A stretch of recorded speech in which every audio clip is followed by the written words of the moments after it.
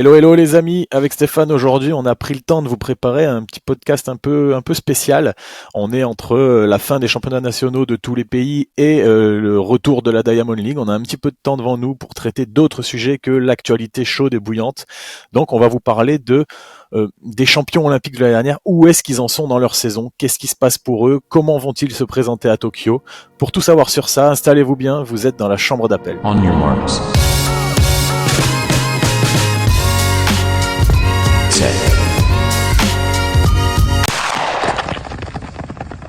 En athlétisme, on le sait, gagner les Jeux Olympiques, c'est un peu toucher le Graal, j'ai envie de dire. C'est un peu atteindre les sommets, mais enchaîner l'année suivante ou 2 ans après avec un titre mondial, c'est assez exceptionnel. C'est rejoindre le cercle très fermé de quelques athlètes, voire des légendes.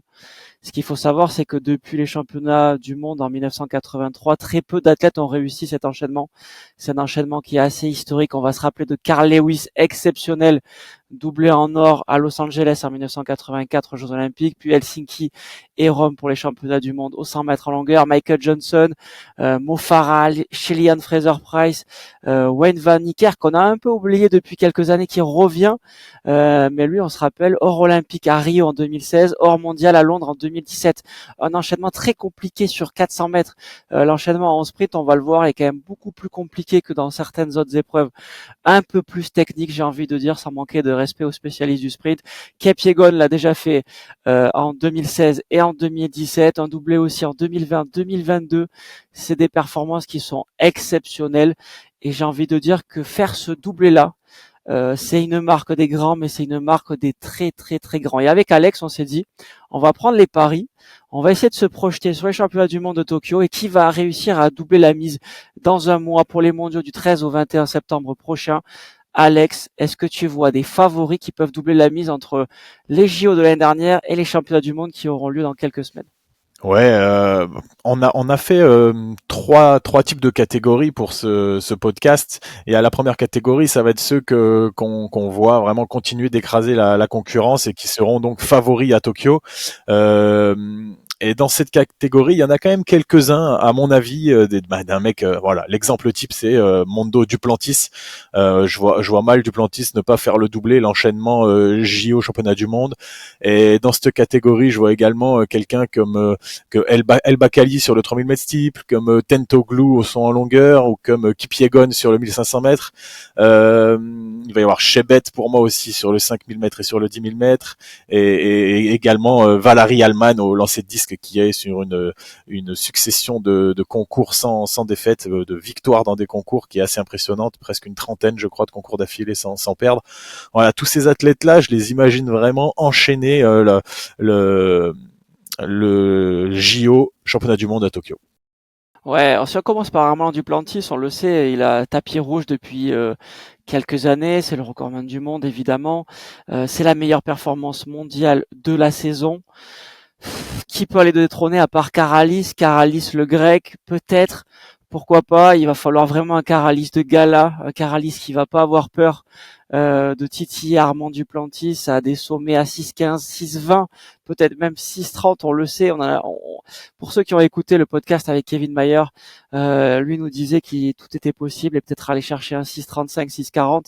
Ce qui le freinait, c'était le fait qu'il gagnait des primes à chaque centimètre. Là, ce qui peut l'encourager à aller chercher une perf au-delà des 6,28, ce sera peut-être Karalis. Qui a réalisé 6,08 cette saison. C'était il y a quelques jours chez lui en Grèce. Toi, Alex, Duplantis, sûr? Ouais, non, franchement, tout cela, j'ai presque même pas envie qu'on s'attarde trop dessus.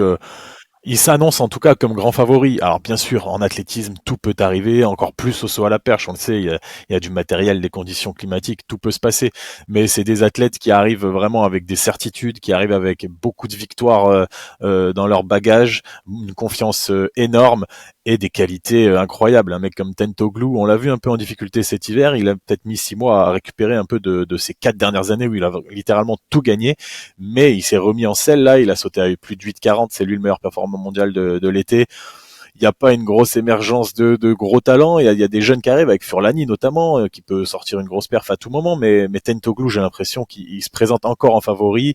Et tous les athlètes dont je vous ai parlé tout à l'heure, Alman, ça peut arriver de passer à côté, mais je pense qu'on va pas trop s'arrêter dessus parce que c'est des athlètes qui se présentent à Tokyo en favori. Et s'ils ne gagnent pas, ce sera quand même une belle surprise s'il y a des défaites de ces athlètes-là. Ouais, je pense que la cote va être assez légère, peut-être 1,10 ou 1,15 pour la plupart. Il va falloir avoir beaucoup d'argent. Il va falloir qu'Alex sorte vraiment son PEL pour aller remporter un peu d'argent. Mais là où je suis un peu moins d'accord avec toi, Alex, et j'ai envie de lancer le débat, c'est sur Al Bakkali, très rapidement pour dire que, en fait, tout dépend de la start list et de qui va s'engager chez les hauts plateaux kenyans, ougandais et éthiopiens. Est-ce qu'ils vont se concentrer un peu plus sur le 5000, 10 000 ou est-ce qu'ils vont les titiller El Bakkali? El Bakkali, le seul frein qu'il a à ce jour, et c'était chez lui, c'est à Rabat avec un Rupert qui est tombé après à 2 reprises d'ailleurs sur deux meetings. Donc je pense qu'il a une petite phobie des barrières. C'est celui qui est deuxième au bilan et qui avait titillé Sofiane El Bakkali, le champion olympique. Mais après, c'est loin. Il faut vraiment des Kenyans ou des Éthiopiens comme Girma qui veulent s'aligner. Et à mon avis, ce sera pas le cas. Je pense que El Bakkali va pas trembler. On passe peut-être à la deuxième catégorie avec ceux qui va falloir, enfin, comment dire, ils sont un peu Ils à la sont dans le rue. trou. Ouais, ils sont vraiment dans le creux de la vague. Il va falloir vraiment remonter ça. On attend leur confirmation. Et moi, j'ai envie de parler, Alex, de suite de Kelly Hawkinson, qui est la grande absente des meetings pour celle qui courait très très régulièrement et notamment chez elle. Elle a fait l'absence à l'indétrônable meeting de Londres. Toi, qu'est-ce que t'en penses? Est-ce que tu penses qu'elle va revenir à savoir qu'elle a aucun chrono cette année? C'est la première fois de sa carrière. Ouais, Hodgkinson, c'est compliqué. On l'a vu sur. Moi, j'y étais au Breaking Four là de Kipyegon à Paris-Charletti. Elle était là en tant que consultante pour la télé. Elle était là, elle était très souriante, tout ça, mais on l'a jamais vue en compétition courir. Donc c'est sûr qu'elle a un problème, elle a des blessures. Je sais pas ce qu'elle traîne exactement, mais en tout cas sur une discipline comme le 800, j'espère pour elle qu'elle est quand même en train de s'entraîner un peu à l'image de Renelle Lamotte, hein, du côté français, qui n'est pas sortie de la saison elle non plus, et qu'on sait et qu'on espère qu'elle peut remonter la pente jusqu'à Tokyo et arriver fraîche à Tokyo. On espère pour elle qu'Hodgkinson elle est dans le même cas, mais c'est vrai que c'est pas rassurant. C'est quelque chose qui est inquiétant et elle arrivera pas avec le plein de confiance comme ça pouvait être le cas l'année dernière où elle avait vraiment fait des grosses performances, notamment à la Diamond League de Londres. Tu l'as dit Stéphane, et elle arrivait à Paris avec vraiment un capital confiance important qui lui a permis d'être championne olympique et c'était cool pour elle. Moi, il y a une autre personne dont j'ai envie de parler dans ce cas-là, c'est Ryan Cruiser, le lanceur de poids américain qu'on n'a pas vu de l'année. Sa dernière compète date du mois de septembre l'année dernière. Alors on sait qu'il avait un problème au coude. Et là, il n'a pas eu besoin de faire les sélections américaines parce que lui, il est tenant du titre en 2023, au-delà d'être champion olympique en 2024, donc il reste sur 2 championnats, 2 médailles d'or. Donc lui, il est invité. Il a confirmé sur sa page Instagram, sur ses réseaux sociaux, qu'il serait présent. Et s'il fallait faire une infiltration, et je pense qu'il va en faire une, il va se faire une infiltration dans le coude avant d'aller lancer. Et lui, c'est le genre de mec, peut-être il sera pas sorti de l'année. On l'aura pas vu de l'année. Il va arriver, il va aller rafler la médaille d'or, il va rentrer chez lui et au Texas là-bas. En plus, il y aura pas son meilleur ennemi Djokovic qui est tombé dans le piège des sélections américaines.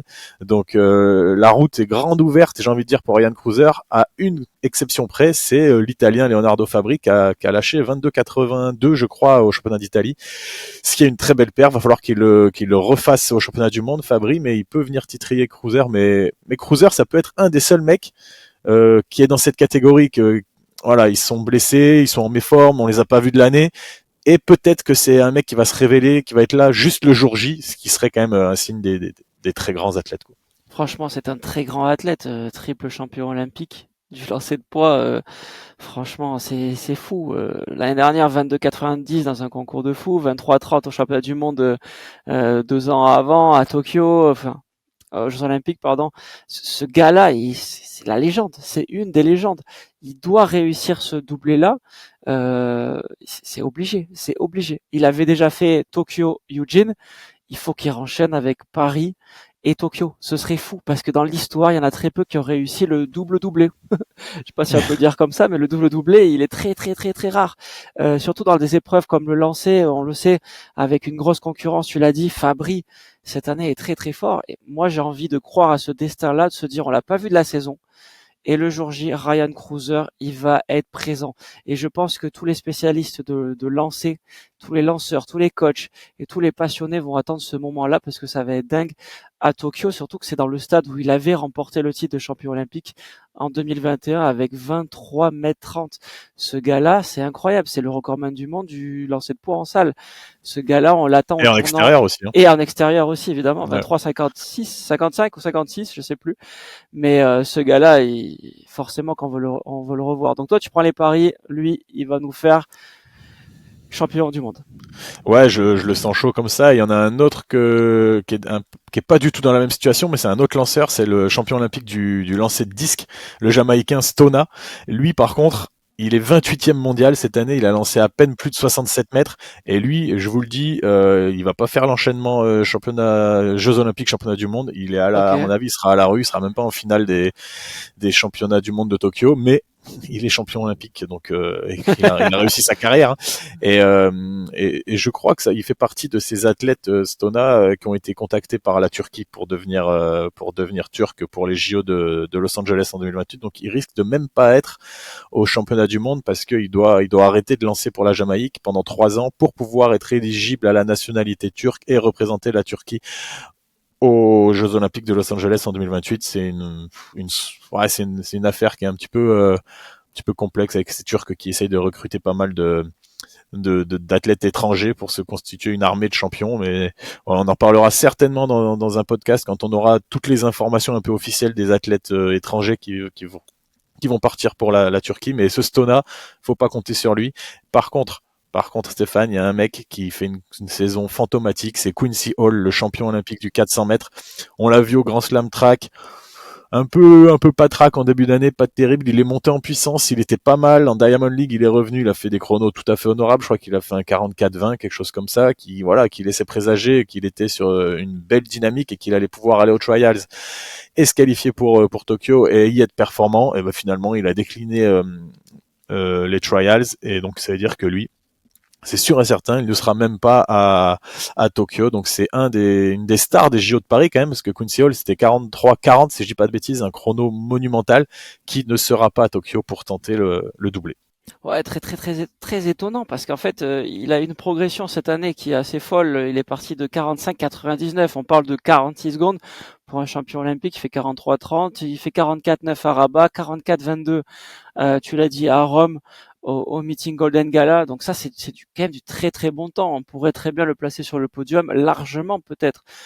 Qu'est-ce qui s'est passé? On n'a pas vraiment les infos. On sait qu'il a eu un tout petit pépin en début d'année, enfin cet hiver, qu'il a eu du mal à reprendre un peu le rythme, qu'il s'est blessé à 2 reprises, peut-être des blessures de fatigue, ce qui est normal. Il a fait une très très grosse saison, mais les dernières infos qu'on a sont pas forcément des raisons de blessure. Peut-être que c'est autre chose, peut-être que c'est mental, peut-être que c'est nerveux, il est peut-être tout simplement fatigué d'une grosse saison. Je vous parlais en introduction d'un doublé qui est très compliqué, le 400.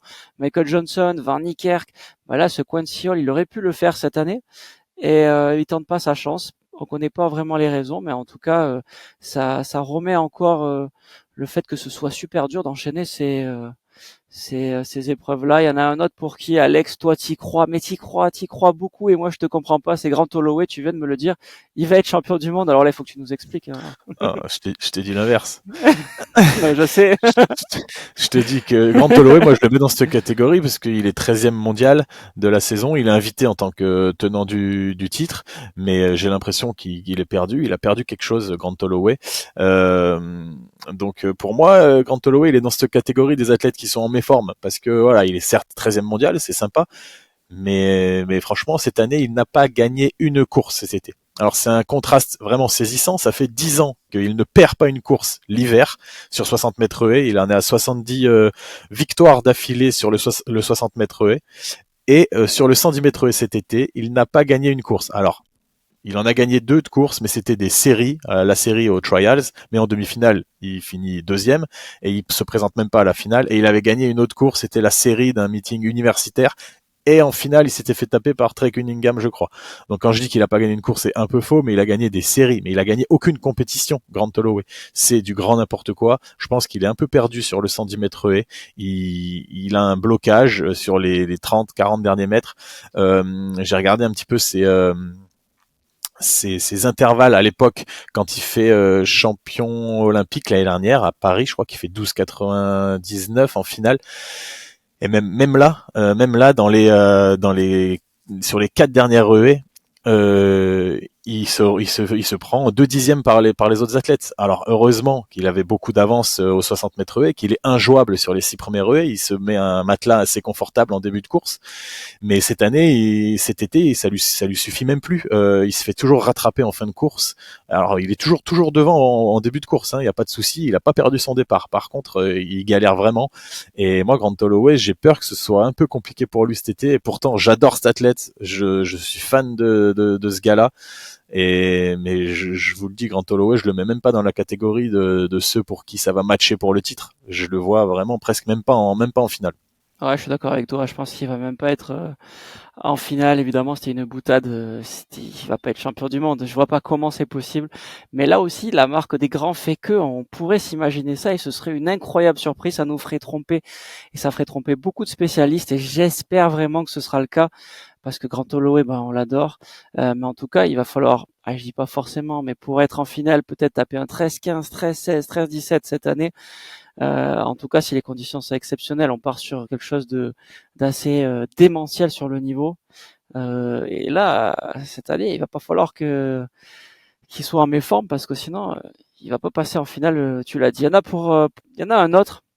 Il a un statut, mais un statut qui est en train de faire évoluer. C'est le champion olympique du 10 000 mètres. C'est Cheptegei, l'Ougandais, qui avait gagné à Paris. Je dis pas assez facilement, mais avec une classe incroyable. Lui, on le met dans cette catégorie parce qu'en fait, il va s'orienter vers la route. Ça veut dire qu'il veut changer un tout petit peu de discipline. Vous le savez, il y a le 10 000 mètres piste, il y a aussi le 10 km route, il y a le semi-marathon, le marathon. Il veut passer sur la route et à mon avis, c'est un futur très très grand sur le marathon. Il a réalisé déjà 2h05 sans trop s'entraîner, entre guillemets, au marathon, il me semble au marathon de Tokyo, si je dis pas de bêtises. Donc lui, c'est un grand, mais on le retrouvera très certainement sur le marathon. Et il y en a une autre dans ce cas-là, c'est McLaughlin. McLaughlin, elle sera pas là sur le 400 mètres haies, Bien sûr. donc elle va pas pouvoir faire ce doublé-là. Par contre, moi, vous le savez, de toute façon, vous avez écouté notre podcast sur sa décision pour cette saison. Elle va faire le 400 mètres plat et elle va aller se confronter aux athlètes qui ont fait des médailles aux Jeux Olympiques et venir un petit peu les chatouiller, les titiller. Ça va être assez sympa à suivre. Il y a un dernier athlète dans cette catégorie là de ceux qui sont en méforme ou qui sont absents qu'on n'a pas vu de l'année. C'est Jakob Ingebrigtsen, et pas n'importe quel athlète. C'est un des athlètes phares de l'athlétisme mondial. C'est une star de l'athlétisme mondial.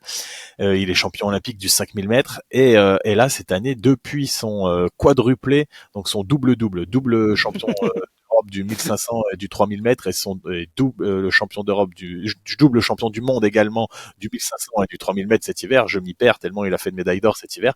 Il n'a pas couru. Il avait annoncé son retour en Diamond League au mois de juin. Il a poussé au mois de juillet. Au mois de juillet, il a décalé au mois d'août. Il devait revenir à Bruxelles. Il a décalé. Il devait revenir en Silésie. Il a décalé. Il devait revenir à Bruxelles. Il a décalé. J'ai l'impression qu'il va pas sortir de l'été. Peut-être qu'il va nous faire une Ryan Cruiser et qu'il va se présenter au championnat juste à Tokyo et qui va venir comme ça sans repère, sans confiance. On le sait sur une discipline comme le 5000 mètres quand même, c'est surtout qu'il y a série et finale et sur 5000 mètres, ça serait compliqué pour lui, mais c'est un grand champion. On espère pour lui que ses problèmes de tendon d'Achille vont aller mieux et qu'il va revenir pour Tokyo juste à temps, juste en forme.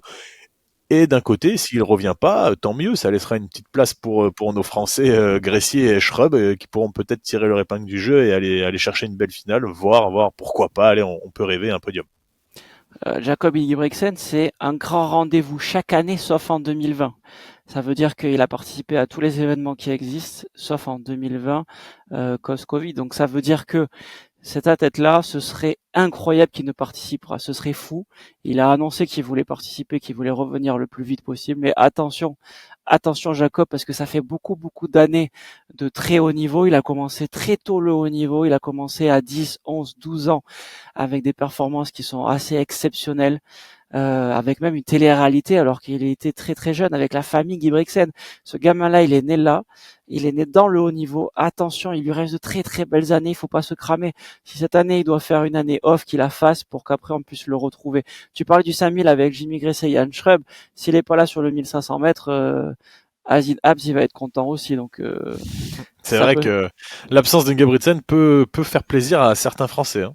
Ouais, je crois vraiment. Donc, bon, on va pas croiser les doigts, on va pas prier pour qu'il soit pas là, parce qu'il faut que Habs il puisse battre Jacob Ingebrigtsen à la loyale. Et moi, j'y crois. Mais sa tête là, si ce serait vraiment phénoménal, hein, ce doublé là, ce double doublé, triple doublé, je sais pas comment on peut appeler ça. C'est possible. Mais j'ai un peu du mal à y croire cette année. Je pense que ça va être un tout petit peu plus compliqué. Voilà pour cette catégorie un peu des athlètes qui sont allez, plus qu'incertain, peut-être Alex, je sais Ouais, pas si un peu ils sont, les. ils sont à la rue. Allez, on va le dire avec nos mots qui sont à la rue et après on va passer à notre catégorie. On va appeler ça des candidats assez solides à se doubler, mais qui sont mis sous tension, sous pression. Et moi j'ai envie qu'on commence par Maouchik, la sauteuse en hauteur, Alex, parce que cette année, quand on regarde les statistiques, ça reste exceptionnel. Elle est sur 10 victoires sur 14 concours. Mais l'année dernière, elle était sur 11 victoires sur 12 concours. Est-ce que c'est une descente aux enfers? Je pense pas. Mais attention, attention, parce que elle, c'est une battante. Et je pense qu'elle va être à la rue cette année. Je la mets pas dans la catégorie à la rue. Même si c'est une battante, je la vois pas être championne du monde. Ouais, bah c'est sûr. Là, on est dans la catégorie vraiment de ceux pour qui ça va être compliqué. Ils sont favoris, mais ils sont co-favoris avec d'autres athlètes. Ils ont de la concurrence. Et Maouchik, l'année dernière, elle avait de la marge. Elle a fait le record du monde, 2,10 m à Charletti. C'était incroyable. Elle a gagné quasiment toutes ses compétitions. Cette année, c'est moins le cas. C'est pas forcément les autres qui sont meilleurs, hein. Les autres sont à leur niveau, 1,99, 2,01. Ça va pas super haut à la hauteur féminine en ce moment. C'est juste elle qui est moins bien que l'année dernière. Ça lui arrive de faire des perfs à moins de 2 mètres maintenant, cette année. Et ça suffit pas pour gagner des Diamond League, pour gagner les compétitions auxquelles elle prend part, et ça suffira certainement pas pour gagner les championnats du monde.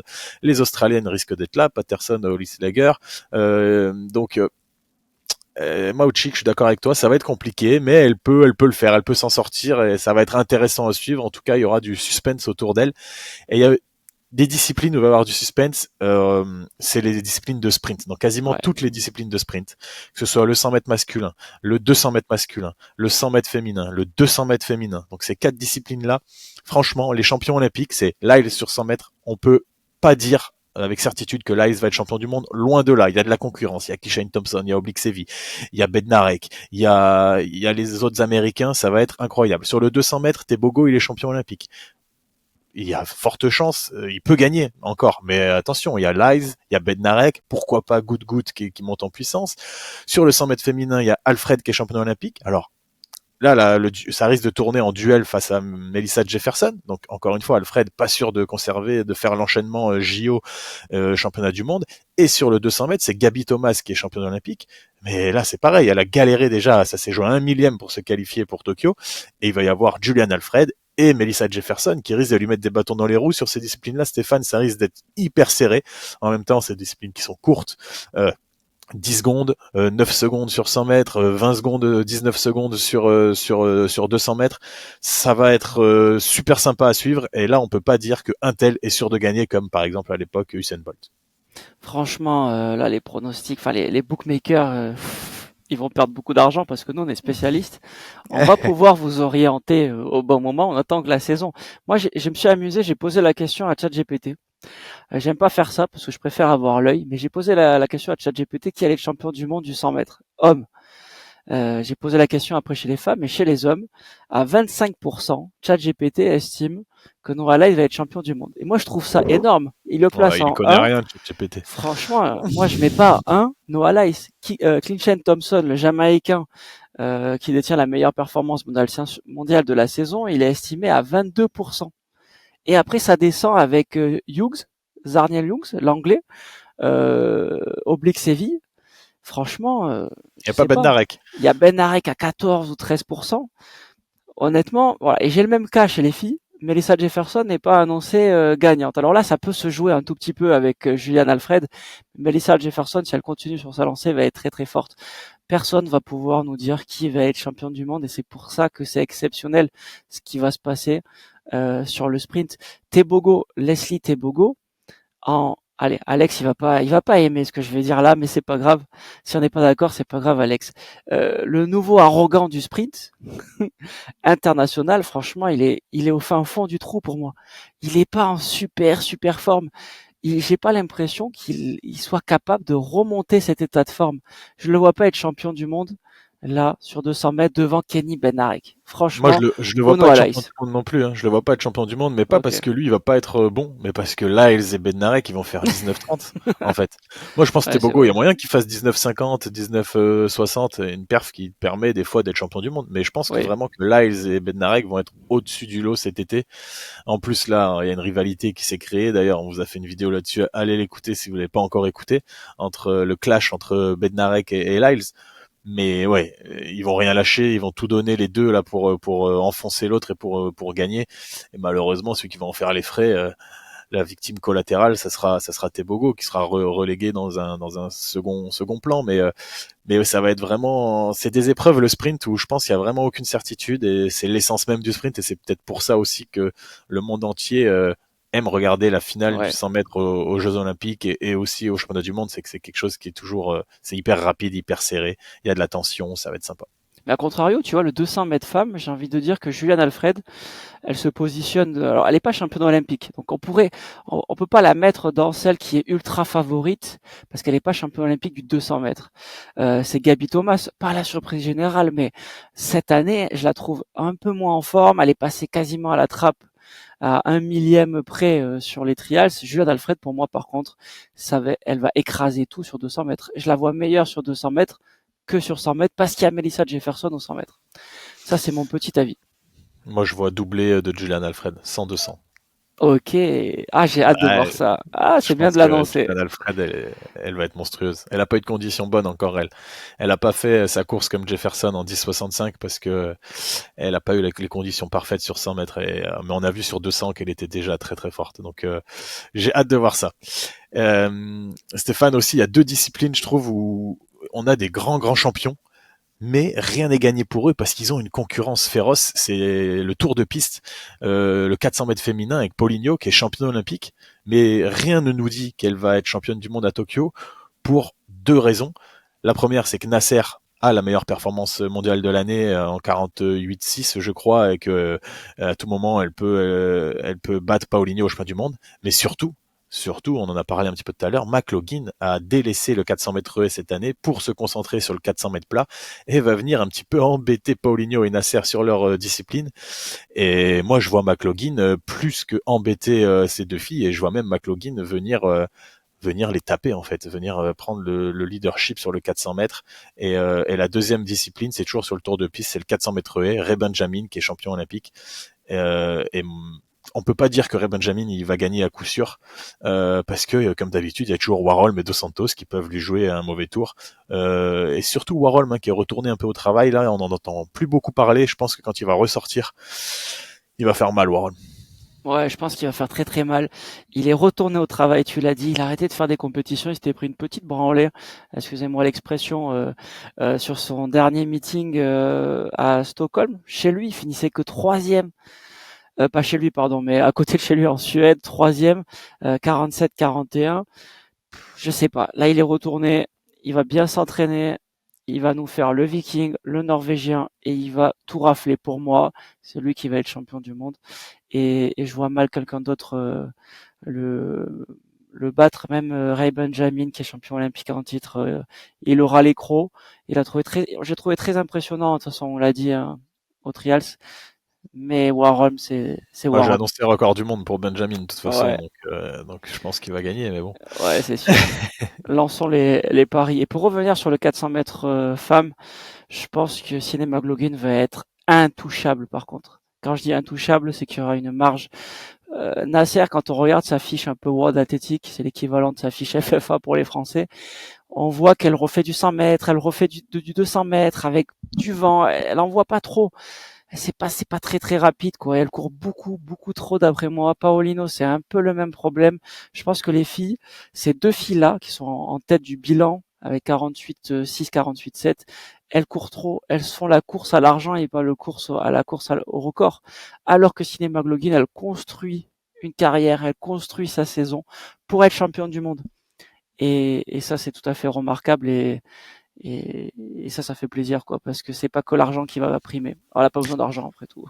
Non, je crois pas, mais peut-être que le Grand Slam Track si tôt dans la saison a un petit peu fatigué aussi et obligé un peu ces deux athlètes, Paulinho et Nasser, à puiser dans leurs réserves tôt dans la saison. Elles faisaient des 200 et des 400, elles ont fait ça donc 3 fois d'affilée en avril, mai, juin. Alors, on dirait c'est normal de faire des compétitions, mais c'est vrai que de durer du mois d'avril jusqu'au mois de septembre, ça fait long quand même. Et c'est là où peut-être McLaughlin a été un petit peu maligne. Elle a fait elle du 4H mélangé avec du 400. Elle a fait aussi du 100 mélangé avec du 100 mètres haies, je crois. Euh, donc elle a un peu varié les plaisirs. Elle est pas restée dans des efforts hyper durs. Hein. On sait le 400, enchaîner 400 et 200 mètres dans 2 jours, bah ça se fait très bien, mais voilà, tous les mois, ça faisait peut-être beaucoup. McLaughlin, elle a été capable de se régénérer, retravailler, arriver aussi peut-être plus fraîche mentalement à Tokyo. Donc on va voir ça, mais ouais, je suis d'accord avec toi, McLaughlin, je pense que elle va pas battre le record du monde parce qu'il date d'une autre époque, mais à mon avis, elle va devenir une des femmes les plus rapides de l'histoire sur le 400 mètres. McLaughlin, je la vois bien être aller au niveau de Marie-Josée Pérec en 48-25 ou moins. Ah ouais, ce serait une très très belle perf. Le doublé 400-400 et peut-être à prévoir aux Jeux Olympiques à Los Angeles en 2028 chez elle, ce serait assez, à mon avis, ce serait assez exceptionnel quand même. Ce serait fou même. On voulait vous faire une petite parenthèse sur un athlète. On n'a pas cité cette athlète-là, mais nous, il nous avait bluffé. On était au Stade de France ce jour-là avec Arshad Nadim, exceptionnel pakistanais qui avait remporté le concours du lancer de javelot. Et pour la petite histoire, nous on était au départ du 110 mètres ou du 100 mètres, je sais plus exactement. Et on a vu ce Pakistanais lancer et on s'est dit, mais le javelot ne s'arrête jamais. On s'est regardé avec Alex, on était à côté et on s'est dit, mais là, il y a une très grosse perf. Il va être champion olympique 92 mètres, si je dis pas de bêtises. Il est devenu en quelques instants une star au Pakistan. Il est passé, d'après les statistiques que j'ai pu recueillir, de un peu moins de 1200 abonnés sur Instagram à 720 000 abonnés sur Instagram. En l'espace d'une semaine ou 2 semaines au Pakistan, c'est devenu une star du sport. Il y a des stars, des influenceuses, etc., des influenceurs, mais il n'y avait pas vraiment de stars dans l'athlétisme. C'est le premier champion olympique du Pakistan. Et nous, on voulait vous résumer cette petite histoire parce qu'on ne sait pas dans quelle case ou dans quel tiroir le mettre parce qu'il peut être à tout moment imprévisible. Ouais, ben là à l'heure actuelle, il a fait qu'une seule compète cette année, c'est les championnats asiatiques au mois de mai, je crois. Il a fait la qualif 86 mètres 34, le lendemain la finale 86 mètres 40, donc plutôt régulier le bonhomme. Depuis, ça fait 3 mois qu'il a pas lancé, donc on ne sait pas où il va se situer, mais en tout cas, il arrive avec la septième performance mondiale de l'année, je crois. Euh, Fort de son statut de champion olympique, il avait lancé, tu l'as dit, 92 mètres l'année dernière, là il en a 86. On sait qu'au javelot, la petite transcendance de la compétition joue quand même pas mal.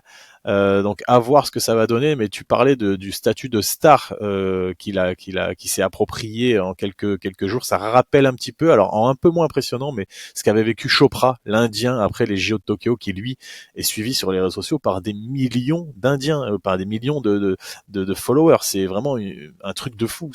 Je crois que c'est le sportif, l'athlète en athlétisme en tout cas le plus suivi au monde devant des mecs comme Duplantis à l'heure actuelle, comme évidemment comme des mecs comme Usain Bolt, comme Lyles. C'est Chopra l'athlète le plus suivi au monde sur Instagram. C'est une véritable star dans son pays. Et Nadim a eu un peu la même trajectoire, tu l'as dit, avec ses 700 000 followers là, ce qui est beaucoup, hein, ce qui est beaucoup pour un lanceur de javelot pakistanais. Donc à suivre cet athlète. En tout cas, l'année dernière, tu l'as dit, Stéphane, il nous avait vraiment impressionné. C'est une armoire à glace et il a une épaule en titane. On a hâte de. Est-ce qu'il va briser la barrière des 100 mètres? Est-ce qu'il se préserve pour tout exploser à Tokyo? Ou est-ce qu'il a été blessé? C'est pour ça qu'il n'a pas fait de compétition. On ne sait pas trop. On n'a pas trop d'informations là-dessus. Non, c'est fou. Pour la petite histoire, assez rapidement, pour après fermer la parenthèse, c'est un jeune qui s'entraînait tout seul. D'abord bercé dans le sport, mais le cricket, qui est un sport national là-bas, le football, le badminton. Après, très vite, toute sa famille s'est rendu compte qu'il avait un don pour les disciplines de lancer. Vu son gabarit, ça me paraît plutôt logique. Et c'est son père qui l'a convaincu de vraiment s'inscrire dans un club. Il n'y avait pas forcément de club. Petit à petit, il s'est fait repérer. Ils ont fabriqué du matériel exprès pour lui. Il a chopé des bourses pour pouvoir s'entraîner hors du Pakistan.